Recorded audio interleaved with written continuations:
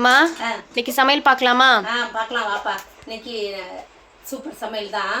நம்ம செல்லப்பிள்ளை சால்வி சேனலை subscribe பண்ணிக்கிறோங்க, like பண்ணுங்க, ஹைப் பண்ணுங்க, லைக் பண்ணுங்க, கமெண்ட் பண்ணுங்க, எல்லாம் பண்ணிட்டு வாங்க நம்ம பார்க்கலாம் என்ன சமைச்சிருக்கோன்னு. ஓகே, பிரியாணி செஞ்சுருக்கேன், சிக்கன் பிரியாணி.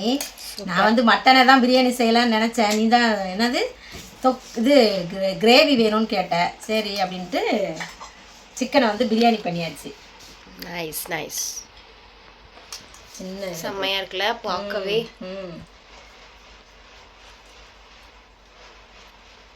லெக் பீஸ்லாம் சின்ன சின்னதாக வெட்டிட்டாங்களா, அதனால சின்னதாகவே இருக்கட்டும், அதான் நல்லதுல்ல. அப்படியே மட்டன் கிரேவி பண்ணியாச்சு. மட்டனில் சூப்பர், நல்லா மசாலாலாம் அரைச்சி போட்டு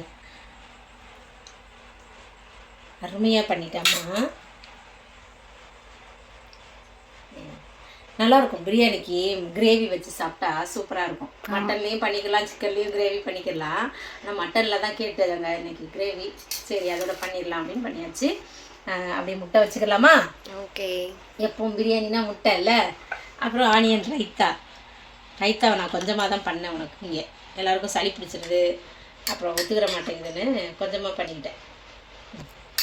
அவ்வளோதான்ப்பா. இன்னும் செய்யணும்னு நினச்சேன், ஆனால் டைம் ஆயிரும், வேண்டாம் நம்ம செஞ்சு முடிச்சிடலாம், டைம் ஆகிடுச்சு, சாப்பிடணும், பசிக்கு வேறல்ல, அதுலேன்னு ஒன்று குறைச்சிட்டேன் செய்கிறதில்ல. அது நாளைக்கு செஞ்சு தரேன், என்னென்ன நாளைக்கு செய்யும்போது காட்டுறேன்.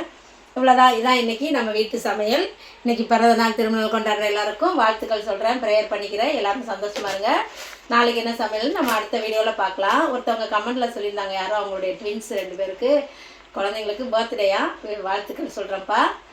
கடவுளை ஆசீர்வதிப்பார் உங்களை. அடுத்த வீடியோவில் பார்ப்போமா? ஓகே, பாய் பாய்.